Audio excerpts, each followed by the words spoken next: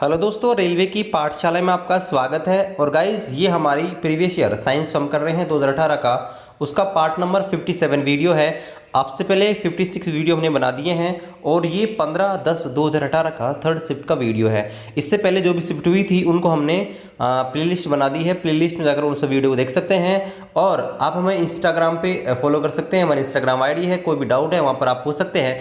इसके अलावा हमारे टेलीग्राम ग्रुप है जहाँ पर मैं आपको अपडेट देता हूँ सबसे पहले, और वहाँ पर आपको बहुत सारे फ्री मटेरियल मिल जाएंगे रेलवे संबंधित पढ़ाई के लिए। ठीक है, तो आपको जाना है टेलीग्राम पे और सर्च करना है रेलवे की पाठशाला, तो वहाँ पर आपको हमारा टेलीग्राम ग्रुप है वो नज़र आ जाएगा। चलिए शुरू करते हैं आज के इस वीडियो को। इससे पहले छोटा सा रिक्वेस्ट है, आप हमारे यूट्यूब चैनल पर नए हैं तो चैनल को कर दीजिए सब्सक्राइब और वीडियो कर दीजिए लाइक। चलिए पहला क्वेश्चन देखते हैं कि एक रासायनिक अभिक्रिया होती है, उस रासायनिक अभिक्रिया के दौरान जो उत्पाद होते हैं, जो प्रोडक्ट्स होते हैं, उनके द्रव्यमान का योग हमेशा अपरिवर्तित रहता है। यह कौन सा नियम कहलाता है? अब देखिए होता क्या है कि आपके जैसे मैं आपको बताऊं एक सीधा सा एग्जांपल, C+O2 और ये हो गया CO2। तो ये जो नियम कहता है कि भाई कार्बन और ऑक्सीजन, इसका जो आपका ये इसके जो द्रव्यमान है इनका योग करेंगे और इनके द्रव्यमान का योग, इनकी मास जो नंबर है वो आपके दोनों का समान होगा। ठीक है, ये आपके कहलाता है भाई द्रव्यमान संरक्षण का नियम, है ना। और द्रव्यमान संरक्षण का नियम ये कहता है कि किसी रासायनिक अभिक्रिया के दौरान ना तो जो द्रव्यमान होता है उसमें कोई बढ़ोतरी होती है ना ही कमी होती है। मतलब आपके अभिकारक और उत्पाद दोनों का जो आपका द्रव्यमान होता है वो समान होता है। ये आपके कहलाता है द्रव्यमान संरक्षण का नियम। चलिए अगला जो क्वेश्चन है वो ये है कि निम्नलिखित में से आपको दो स्टेटमेंट दे रखे हैं, आपसे पूछा है कि भाई कौन सा स्टेटमेंट है वो आपके सत्य है। तो देखिए पहला स्टेटमेंट ऐसे ही कह रहा है कि यदि हम टेम्परेचर को इंक्रीज करते हैं और दाब को भी इंक्रीज करते हैं, दोनों को बढ़ाते हैं, तो वायुमंडलीय गैस होती है उनको द्रव अवस्था में बदल सकते हैं। गाइज ये थोड़ा सा स्टेटमेंट उसमें थोड़ा गलत है ना। ये अगर क्वेश्चन ऐसे होता ना, स्टेटमेंट ऐसे होता कि भाई हम ताप को तो कम करें और दाब को बढ़ाएं, तो उस स्थिति में हम गैसों को द्रव अवस्था में बदल सकते हैं। तो पहला स्टेटमेंट हो गया गलत। ठीक है, दूसरा स्टेटमेंट बोल रहा है कि भाई एक गर्म शुष्क दिन का मतलब होता है कि वायुमंडलीय दाब का तो कम होना और हवा की आर्द्रता ज़्यादा होना। ये स्टेटमेंट भी आपके गलत है। देखिए गर्म शुष्क का मतलब होता है कि भाई ह्यूमिडिटी तो कम हो, इसके अलावा आपके गर्म का मतलब उसका टेम्परेचर हाई हो, तो उस स्थिति को बोलते हैं आपका गर्म शुष्क दिन। तो दोनों स्टेटमेंट आपके क्या होंगे? गलत होंगे। तो ऑप्शन आएगा भाई दोनों स्टेटमेंट ही आपके यहाँ गलत है। चलिए अगला जो क्वेश्चन है वो ये है कि एक इलेक्ट्रिक लैंप है, उसका प्रतिरोध आपको दे रखा है 40 ओम। ठीक है, एक इलेक्ट्रिक बल्ब है ना, लैंप है जो मान लीजिए, उसका प्रतिरोध आपको दे रखा है 40 ओम, तथा इसके साथ एक चालक जुड़ा गया है, एक कंडक्टर है, सुचालक है, वो जोड़ा गया है और वो 8 ओम का है, और इसके साथ एक 12 वोल्ट की बैटरी जुड़ी हुई है श्रृंखला में। ठीक है, यानी कि सीरीज कॉम्बिनेशन में जुड़े हुए हैं। तो आपसे पूछा है कि भाई प्रतिरोध का वो परिपथ का कुल प्रतिरोध क्या होगा। अब देखिए जो आपका कुल प्रतिरोध होता है ना, ये बात हो रही है यहाँ पे श्रृंखला की। तो श्रृंखला में आपको बताया था भाई आपका जो कुल प्रतिरोध होता है वो R1 + R2 + R3 इस प्रकार से होता है। ठीक है, तो R1 का मतलब आपको लैंप दे रखा है, उसका प्रतिरोध दे रखा है 40, और दूसरा सुचालक उसका दे रखा है 8, तो 40 + 8 = 48 ओम। इसका राइट आंसर आ जाएगा। यहाँ पर ये कंफ्यूज करने के लिए आपको बैटरी दे दी, इससे कोई लेने देना नहीं है। इसका आंसर आएगा भाई 48 ओम है, वो इसका राइट आंसर आ जाएगा। चलिए अगला जो क्वेश्चन है वो ये है कि एपिडर्मिस होती है किसकी बाहरी परत होती है। तो देखिए एपिडर्मिस होती है ना, वो आपके चारों ऑप्शन ही गलत दे रखे हैं। यहाँ पर देखिए इस क्वेश्चन को रेलवे ने नेगलेक्ट किया था, लेकिन भाई इसका राइट आंसर जो होगा वो ये होगा कि एपिडर्मिस होती है ना, हमारी त्वचा होती है ना स्किन, उसकी सबसे बाहरी परत होती है। ठीक है, हमारी जो त्वचा होती है स्किन होती है, उसकी सबसे बाहरी जो परत होती है ना, हमारी जो त्वचा होती है स्किन होती है उसकी बाहरी परत, उसको बोलते हैं एपिडर्मिस। क्या बोलते हैं उसको? एपिडर्मिस। ठीक है, चलिए अगला जो क्वेश्चन है वो ये है कि भाई कार्बन डाइऑक्साइड जो होती है CO2, उसमें कार्बन की संयोजकता कितनी होती है। तो देखिए कार्बन डाइऑक्साइड गैस होती है ना, इसका अगर मैं स्ट्रक्चर बनाऊंगा तो वो इस प्रकार से होता है C डबल बॉन्ड O, यानी कि इसकी संरचना होती है वो रेखीय होती है और इसमें 2 द्विबंध पाए जाते हैं ऑक्सीजन की मदद से। अब देखिए यहाँ पर एक इसका ये बंध, एक इसका 2 बंध, 3 बंध, 4 बंध, यानी कार्बन होता है ना ये आपका 4 बंध के रूप में होता है, यानी कि चतुर संयोजी होता है। तो हम बोलेंगे कि भाई कार्बन डाइऑक्साइड में कार्बन की संयोजकता होती है वो कितनी होती है? 4। कितनी होती है? 4, यानी कि 4।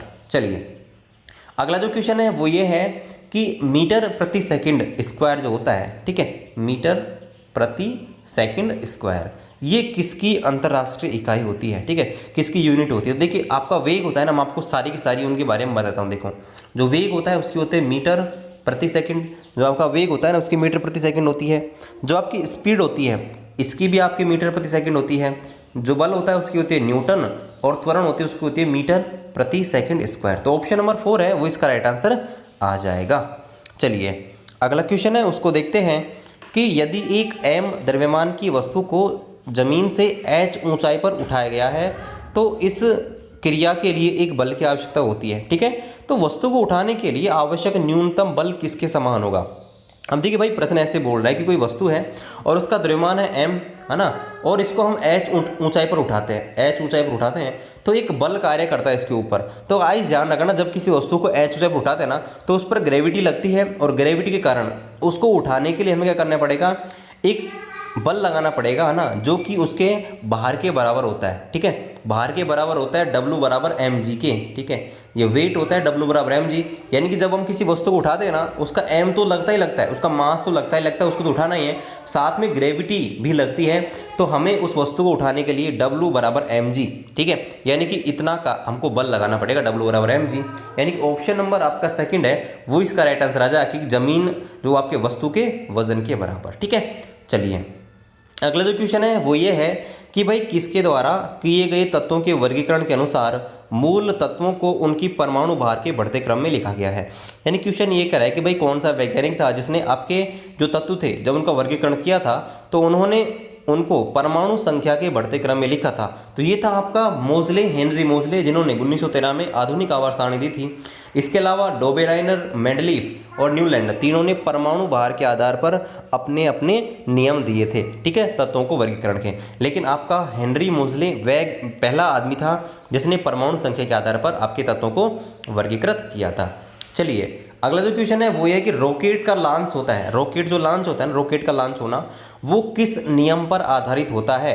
अब देखिए रॉकेट किस सिद्धांत पर कार्य करता है वो आपको बताता हूँ। देखिए रॉकेट आपके संवेग संरक्षण के नियम पर कार्य करता है। मतलब रॉकेट क्या होता है, जब रॉकेट आगे की ओर गति करता है ना तो इसमें से ईंधन के रूप में धुआं बाहर निकलती है, और वो धुआं क्या करती है, धुआं तो निकलती है बाहर की ओर और आपका रॉकेट जाता है आगे की ओर। ये होता है आपका रॉकेट का सिद्धांत। और ये आपके समझ बैठ रहा होगा कि ये भाई आपके जो गति का थर्ड लॉ है, क्रिया प्रतिक्रिया का नियम, उसकी पालना करता है। तो ये आपके क्रिया प्रतिक्रिया के रूल पर ये कार्य करता है।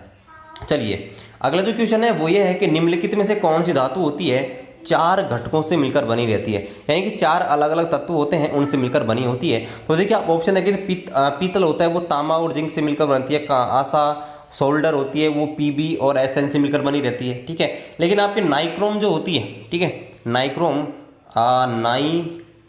ठीक है, तो नाइक्रोम देखिए निकिल, क्रोमियम, मैग्नीज और आयरन इनसे मिलकर बनी रहती है आपकी जो नाइक्रोम होती है वो। ठीक है, तो इसका आंसर आ जाएगा भाई नाइक्रोम जो होती है वो 4 घटकों से मिलकर बनी होती है, मतलब 4 अलग अलग एलिमेंट्स मिलकर बनी रहती है। चलिए अगला जो क्वेश्चन है वो ये है कि प्रजनन के लिए परिपक्व होना शुरू हो जाता है, सामान्य रूप से शरीर का विकास होने लग जाता है, किशोर अवस्था की इस स्थिति को क्या कहा जाता है।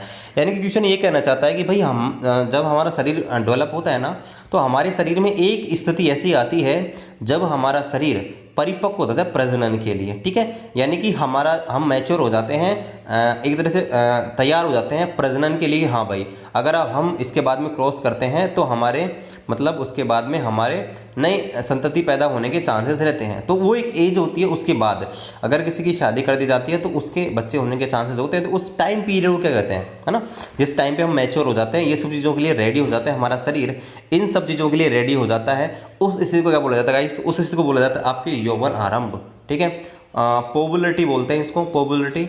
ये टाइम होता है जब हमारे जो भी जननांग होते हैं वो विकसित हो जाते हैं और प्रजनन के लिए हम रेडी हो जाते हैं, उस स्थिति को बोलते हैं आपके पोबरिटी। ठीक है, यानी कि यौवन आरंभ। और यौवन आरंभ के बहुत सारे लक्षण होते हैं, जैसे कि दाढ़ी मूंछें आना, आवाज़ गवारी होना, त्वचा का तेलीय होना, जननांगों का विकास होना। ठीक है, ये आपके इसके सिम्टम्स होते हैं। चलिए अगला जो क्वेश्चन है वो ये है कि भाई इत्र जो होती है, परफ्यूम आप लगाते हैं, ठीक है, तो परफ्यूम बनाने के लिए किसका उपयोग होता है, यानी कि परफ्यूम हम जो बनाते हैं उसमें किसका उपयोग किया जाता है। तो परफ्यूम बनाने के लिए आपको ध्यान रखना है एस्टर जो होते हैं उनका यूज़ किया जाता है। ठीक है, परफ्यूम बनाने के लिए हमेशा एस्टर का उपयोग होता है, आपको ध्यान रखना है गाइस, बहुत इंपॉर्टेंट है। चलिए अगला जो क्वेश्चन है वो ये है कि मनुष्य में निषेचन कहाँ पे होता है। निषेचन का मतलब होता है आपके एग्स, यानी कि फीमेल के एग और आपके जो मेल होते हैं उनके स्पर्म, यानी कि आपके पुरुष जो होते हैं नर, उनके तो आपके जो शुक्राणु होते हैं और मादा के अंडाणु जब आपस में मिलते हैं ना तो जाइगोट का निर्माण करते हैं, और इस प्रोसेस को बोलते हैं फर्टिलाइजेशन। क्या बोलते हैं? फर्टिलाइजेशन या आपके निषेचन। तो ये बोलते हैं कि ये प्रोसेस होती है वो कहाँ पर होती है, तो गाइस ये आपकी होती है फैलोपियन ट्यूब के अंदर। कहाँ होती है? फैलोपियन ट्यूब के अंदर। चलिए अगला जो क्वेश्चन है वो ये है कि भाई हमारा जो मस्तिष्क होता है, हमारा माइंड होता है, मस्तिष्क होता है ना, आपको पता है वो ब्रेन जो होता है उसका समन्वय केंद्र होता है, वो किस प्रकार का समन्वय केंद्र होता है ना। तो आपको ध्यान रखना चाहिए हमारा जो मस्तिष्क है ना वो हमारा मुख्य समन्वय केंद्र होता है। मतलब हमारे शरीर में होने वाली सभी जो क्रियाएं होती हैं उनके ऊपर कंट्रोल लगता है, जो भी एक्शन होते हैं उनके ऊपर कंट्रोल लगता है। इसको इसलिए बोलते हैं कि मेन कोऑर्डिनेशन सेंटर, इसको बोलते हैं मेन कोऑर्डिनेशन सेंटर, यानी कि CPU भी बोलते हैं इसको। हमारे मानव शरीर का CPU या नियंत्रण बोलते हैं, नियंत्रण केंद्र, उसको बोलते हैं आपके मस्तिष्क। ठीक है, चलिए अगला जो क्वेश्चन है वो ये है, ये मैंने आपको बायोलॉजी के अंदर करा दिया है। ठीक है, पिछली जो क्लास कराई थी RHVT करके वर्गीकरण की, उसी के अंदर से क्वेश्चन किया गया है। ऐसे पादप जिनके पौधों में जड़, तना तथा पत्तियां नहीं होती है उन्हें क्या कहा जाता है? तो आपको बताओगे थैलस जो होते हैं, थैलस, ठीक है, उनके अंदर क्या होता है कि आपके तना, पत्ती और जड़ होती हैं वो स्वतंत्र नहीं पाए जाते हैं, विकसित नहीं होती हैं। तो इसका आंसर हो जाएगा भाई थैलस। मैंने आपको पिछली क्लास में ही करवाया था। ठीक है, और इसकी बायोलॉजी क्लास है बहुत जल्दी लेके आऊँगा। ठीक है, थोड़ा टाइम जैसे मिलता है, कल संडे है तो बिल्कुल कल मैं आप जरूर लेके आऊँगा, टेंशन मत लीजिएगा। चलिए अगला जो क्वेश्चन है वो ये है कि एक घर में एक महीने में 250 इकाई ऊर्जा की खपत होती है, तो इसका मान जूल में निकालिए। अब देखिए जूल में जो ऊर्जा होती है ना वो आपके 1 किलोवाट जो होती है ना, 1 किलोवाट आवर यानी कि 1 यूनिट, वो होती है आपको पता होगा 3.6 इंटू 10 की पावर 6। क्या होती है? 3.6 10 की पावर 6। अब इसको मल्टीप्लाई कर देना है भाई 250 से। ठीक है, तो 3.6 इंटू 10 की पावर 6 और इसको गुणा कर देंगे अपन 250 से। ठीक है, तो इसको आपको गुणा कर लेना है, जो भी आंसर है वो इसका आ जाएगा। ठीक है, जो आंसर है वो आ जाएगा, शायद इसका आंसर 9 इंटू 10 की पावर 9 टू 10 की पावर 8 के समथिंग आंसर आएगा। आप इसको हल कर लेना गाइस। ठीक है, और वो आपका आंसर आएगा, वो आएगा जूल के अंदर। ठीक है, चलिए अगला जो क्वेश्चन है वो ये है कि 11 किलो की एक वस्तु है, वो जमीन से 6 मीटर की ऊंचाई पर स्थित है, तो इसमें निहित ऊर्जा ज्ञात कीजिए। बहुत ही सिंपल सा क्वेश्चन है कि भाई जब कोई वस्तु आपके h ऊंचाई पर स्थित होती है ना तो उसमें आपका जो ऊर्जा होती है वो उसके अंदर होती है स्थितिज ऊर्जा, और स्थितिज ऊर्जा होती है हमेशा होती है mgh। अब देखिए m का मान दे रखा है आपका 11 किलो, g आपको नहीं दिया तो हम ले लेंगे 10, दिया तो बहुत अच्छी बात है, और हाइट है 6, तो इसको मल्टीप्लाई करेंगे आंसर आ जाएगा 660 जूल। क्या आ जाएगा? 660 जूल इसका राइट आंसर आ जाएगा। चलिए अगला क्वेश्चन देखते हैं, किसी तल के लंबवत कार्य करने वाला जो बल है उसे क्या बोलते हैं? अब देखिए लंबवत बल कार्य करता है ना, वो क्या होता है कि जब हम किसी वस्तु को पानी के अंदर डालते हैं ना, है ना, तो क्या करता है कि एक बल उसको ऊपर की ओर फेंकने का कार्य करता है, और इस बल को बोलते हैं उत्प्लावन बल। तो उत्प्लावन बल होता है ना, उसको एक दूसरा नाम होता है उत्क्षेप बल, अपथ्रस्ट फोर्स। ठीक है, तो उसी के बारे में बात हो रही है कि आपका जो उत्क्षेप बल होता है या उत्प्लावन बल होता है ना, वो क्या करता है आपके लंबवत लगता है ऊपर की ओर, सरफेस के लंबवत है कि ये सरफेस है, ये इसके लंबवत लगना है, मतलब इनके बीच में 90 डिग्री का कोण है, तो इसे बोलते हैं भाई आपका उत्क्षेप बल। ठीक है, बाकी देखिए जो बलागुण होता है वो क्या होता है कि जब आपके कोई वस्तु होती है अपनी साम्यावस्था के इर्द गिर्द घूमती है तो वो आपके बलागुण के कारण ही घूमती है। ठीक है, दाब होता है, दाब तो होता है, दाब प्रेशर होता है जो आपकी वस्तु में संपीड़न करता है। ठीक है, खिंचाव क्या होता है? खिंचाव मतलब खींचना किसी चीज़ को। ठीक है, तो उत्क्षेप है वो इसका राइट आंसर आ जाएगा, ऑप्शन नंबर फर्स्ट। चलिए अगला जो क्वेश्चन है वो ये है कि भाई कैलिफोर्नियम जो होता है किस समूह का सदस्य होता है? तो मैंने आपको आधुनिक आवर्त सारणी कराई थी, तब आपको जो सारे के सारे तत्व उनको याद करने की ट्रिक बताई थी एक वीडियो में, तो आपको भाई बताया था कि एक्टिनाइड जो तत्व होते हैं, एक्टिनाइड, उनके अंदर आपको ट्रिक बताई थी, है ना, CF, कैफे में ऐसे जाओ, कैफे में ऐसे जाओ, मैडम नाश्ता लाओ, ट्रिक बताई थी। तो CF जो होता है ना वो आपका कैलिफोर्नियम ही होता है, और ये आपके आते हैं गाइस किसके अंदर? जो कैलिफोर्नियम होता है वो आपके आता है एक्टिनाइड के अंदर। जो हैलाइड होते हैं ना, हैलाइड, उनका मतलब है कि जब आपका कोई भी हाइड्रोकार्बन होता है ना, उनमें हैलाइड जो मतलब हैलोजन समूह जुड़ जाता है, उन्हें बोलते हैं हैलाइड। क्या बोलते हैं? हैलाइड। ठीक है, एक्टिनाइड तो आप जानते हैं, एक्टिनियम 89 के बाद तत्व आते हैं उनको एक्टिनाइड बोलते हैं। अक्रिय गैसें होती हैं, वर्ग 18 के तत्वों को अक्रिय गैस बोलते हैं, और हैलोजन क्या होते हैं? वर्ग 17 के तत्वों को हैलोजन बोला जाता है। चलिए अगला जो क्वेश्चन है वो ये कि जब किसी वस्तु को एक अवतल दर्पण के अनंत बिंदु पर रखा जाता है तो इसका प्रतिबिंब है वो कहाँ बनता है। तो गाइज बहुत ही सिंपल सा क्वेश्चन है, आपको ध्यान रखना, जब प्रतिबिंब आपके अनंत पर रखा जाता है, वस्तु को अनंत पर रखा जाता है, तो प्रतिबिंब हमेशा फोकस पर बनता है। और गाइज इसको और डिटेल में जानने के लिए आप प्लेलिस्ट में जाइए, है ना, और वहाँ मैंने क्लास 10th चैप्टर 9 आपको प्रकाश ऑप्टिक्स नाम से मिलेगा, ठीक है, उसको आप जरूर कीजिएगा, बहुत इंपॉर्टेंट है। आपका प्रकाश का परावर्तन, अपवर्तन, अपवर्तन नियम, गोलीय दर्पण से प्रतिबिंब कैसे बनते हैं, वहाँ ट्रिक से आपको बहुत ही आसान भाषा में बताएगा। इस क्वेश्चन को आपको बहुत बेहतर तरीके से समझ आएगा, तो आप प्लेलिस्ट में जाकर उसको देख सकते हैं।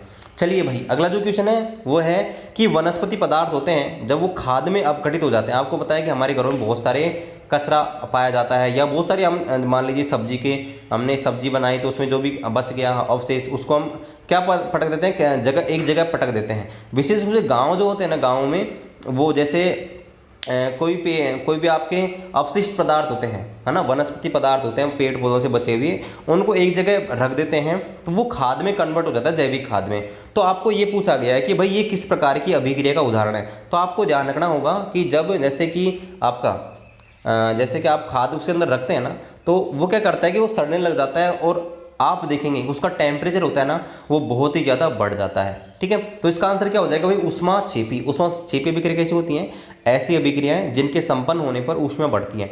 तो आप देखेंगे कि गांव में जो खाद होता है उसको इकट्ठा कर देते हैं, है ना, भैंस के गोबर से, ठीक है, तो उसके अंदर आप देखोगे तो उसका टेम्परेचर होता है ना बहुत ज़्यादा हाई होता है, बहुत ज़्यादा टेम्परेचर उसका बढ़ जाता है, ठीक है। तो इसका आंसर हो जाएगा भाई ऊष्मा छेपी, ठीक है। चलिए अगला जो क्वेश्चन है वो ये है कि पृथ्वी की सतह पर, ये बहुत ही अच्छा क्वेश्चन है, क्वेश्चन नंबर 22, ठीक है, क्वेश्चन नंबर 22 है गाइस, इसको बहुत ध्यान से देखिएगा, बहुत ही अच्छा क्वेश्चन है कि पृथ्वी की सतह पर गुरुत्वीय त्वरण है उसका मान 9.8 दे रखा है, तथा पृथ्वी की सतह से इसकी त्रिज्या की 1/10 ऊंचाई पर इसका त्वरण का मान ज्ञात कीजिए। बहुत ही अच्छा क्वेश्चन है। अब देखिए, मैंने आपको ग्रेविटी जब कराई थी ना, तब आपको बताया था भाई गुरुत्वीय त्वरण होता है ना, वो अगर आप किसी निश्चित ऊंचाई पर लेते हो तो वो आपके होता है GH बराबर G/1 प्लस R अपॉन वो H अपॉन R का स्क्वायर, ये होता है, ठीक है। क्या होता है, मैं आपको थोड़ा इसको करेक्ट करके दिखा देता हूँ, ठीक है।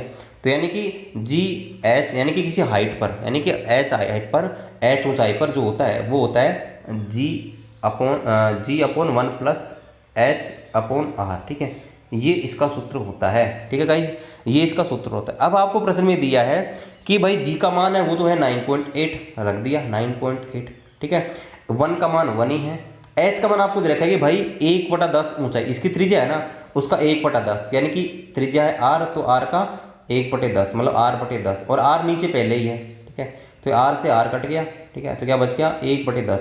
तो यह आ जाएगा, देखो मैं साइड में हल कर देता हूँ कि 9.8/1 + 1/10 क्या हो जाएगा 1 + 1/10, और इसका स्क्वायर है, पूरा ध्यान रखना स्क्वायर है। तो देखिए अब इसको हल करते हैं, 9.8 1 + 1/11 करेंगे तो 11/10 का स्क्वायर, यही करेंगे हम। तो देखिए ये हो जाएगा 9.8/11 का स्क्वायर करेंगे 1 to 1, इसका हो जाएगा 100, तो 100 जाएगा ऊपर और मल्टीप्लाई हो जाएगा, तो ये हो जाएगा 9800 और बटे हो जाएगा 121, और 9800 बटे 121 करेंगे तो इसकी वैल्यू अप्रोक्स आ जाएगी 8.1, और 8.1 मीटर प्रति सेकंड स्क्वायर, ठीक है गाइस। तो इसका आंसर आ जाएगा 8.1 मीटर प्रति सेकंड स्क्वायर, ठीक है गाइस। बहुत ही अच्छा क्वेश्चन है, थोड़ा सा आपको उसको ध्यान रखना है। चलिए अगला जो क्वेश्चन है वो ये है कि निम्नलिखित कथनों में से कौन सा कथन 25 डिग्री सेल्सियस पर ध्वनि के चाल के संदर्भ में सत्य है, ठीक है। तो देखिए 25 डिग्री सेल्सियस पर ध्वनि की चाल होती है ना, वो अलग अलग माध्यमों में अलग अलग होती है। तो देखिए स्टील के बारे में देखा भाई, स्टील के बारे में होती है 5979 ये बिल्कुल गलत है। दूसरा देखा निकल में इसकी ध्वनि गति होती है 6240, ये भी आपके गलत है। तो गाइस दोनों स्टेटमेंट ही आपके क्या हो गए, गलत हो गए, यानी कि आपके दोनों ही आपके गलत दे रखे हैं ध्वनि की चाल के बारे में। चलिए अगला जो क्वेश्चन है वो ये है कि निम्नलिखित में से कौन सी अभिक्रिया में अवक्षेप बनता है। अब देखिए पहले तो अवक्षेप क्या होता है, ठीक है। देखिए अवक्षेप किसे कहते हैं, जब हम कोई चीज़ मिलाते हैं ना किसी पदार्थ के अंदर तो पूरी तरह घुलती नहीं है ना, उसे बोलते हैं अवक्षेप, है ना। जैसे हमने कोई चीज़ मिलाई और वो पूरी तरह से घुली नहीं उसके अंदर, है ना, वो एक जगह जाके इकट्ठी हो गई, यानी पैन में जाके इकट्ठी हो गई, तो उस चीज़ को बोलते हैं अवक्षेप, ठीक है। तो देखिए अवक्षेप बनता है ना, वो आपके बनता है जब दोहरा विस्थापन अभिक्रिया होती है ना, डबल डिस्प्लेसमेंट रिएक्शन। तो उसमें क्या होता है डबल डिस्प्लेसमेंट रिएक्शन में, जैसे मान लीजिए कि NaCl है और ZnSO4 है, डबल डिस्प्लेसमेंट में। तो होता क्या है कि Na के साथ Cl जुड़ रहे हैं तो ये आपस में अपने आयनों का आदान प्रदान कर लेते हैं। मतलब Na के साथ अब जुड़ जाएगा SO4 तो Na2SO4, ठीक है, और ये हो जाएगा ZnCl2, ठीक है। तो ऐसे आपके जो दोहरा विस्थापन होते हैं, डबल डिस्प्लेसमेंट रिएक्शन होती हैं, उनके अंदर आपके अवक्षेप बनता है, ठीक है गाइस। तो आशा करते हैं आज का वीडियो आपको बहुत ही पसंद आया होगा। पसंद आए तो वीडियो कर दीजिए लाइक और चैनल को दीजिए सब्सक्राइब। चलिए मिलते हैं आपसे अगले वीडियो में, तब तक जय हिंद जय भारत।